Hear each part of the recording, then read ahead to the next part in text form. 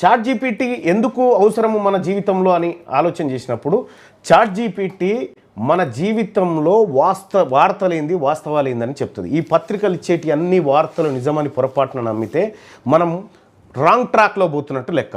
మనకు chat GPT ఒక chat GPT కాదు, గ్రాక్ ఉంటుంది, జెమినీ ఉంటుంది, డీప్ సీక్ ఉంటుంది, ఇట్లా చాలా ఆర్టిఫిషియల్ ఇంటెలిజెన్స్కి సంబంధించినటువంటి ఇందులో మనకు కనిపిస్తాయి. కాబట్టి చాట్ జీపీటీ అనేది చాలా క్లియర్గా ఈ పత్రికలలో ఉండేటువంటి వార్తల్ని పూర్తి స్థాయిలో ఒక్క పత్రికలే కాదు, మీకు ఏది కావాలంటే అది. సపోజ్ ఇదే చాట్ జీపీటీ తెలుగులో ఇక్కడ రాస్తా ఉన్నా, ఇగో తెలుగు దినపత్రికలు ప్రజలను గందరగోళానికి గురి చేస్తున్నాయి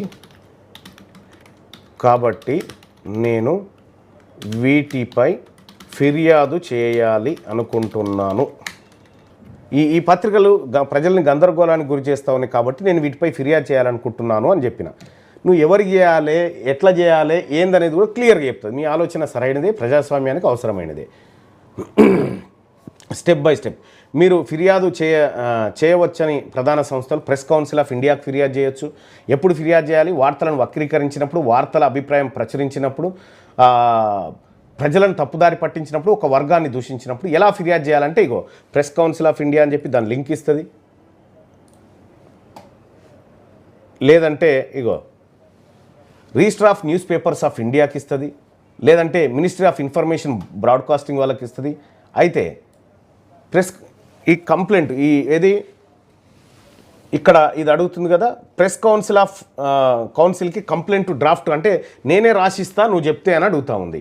ఎస్, ఇప్పుడు ఇది ఉంది, ప్రెస్ కౌన్సిల్ ఆఫ్ ఇండియాకి డ్రాఫ్ట్ అని అడుగుతున్నాం. ఇదో కాపీ చేసి ఇక్కడ పేస్ట్ చేసినాం. అదే డ్రాఫ్ట్ రాసి ఇచ్చేస్తుంది. ఇక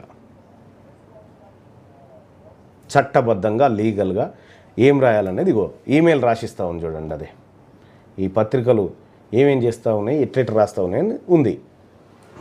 న్యాచురల్ వయలేషన్ ఎట్లా చేస్తూ ఉన్నాయి అనేది క్లియర్గా ఈమెయిల్ రాసేసింది. ఇప్పుడు ఎవిడెన్స్ కూడా పెడతా ఉంది. వాటి మీద చర్య తీసుకోమని ప్రేయర్ చేస్తూ ఉంది, డిక్లరేషన్ ఇస్తూ ఉంది. ఇగో ఇంత పెద్ద రాసి ఖాళీ ఈడ నువ్వు పేరు, address, mobile number, email ID, date, place రాయాలి అంతే. ఇది రాసి ఈ డ్రాఫ్ట్ను పీడిఎఫ్ స్కాన్ వార్తలతో పాటు దీంట్లో అప్లోడ్ చేయండి అని చెప్పి చెప్తా ఉంది. అంటే క్లియర్గా మనకు కావాల్సినటువంటి పని అంతా క్లియర్గా చేస్తూ ఉంది. ఇది జస్ట్ ఈడ ఈమెయిల్ ఐడి రాస్తే ఇది ఇట్లా కాపీ చేసి మనం ఈమెయిల్ చేసుకోవచ్చు. ఇంత క్లియర్గా ఉంది.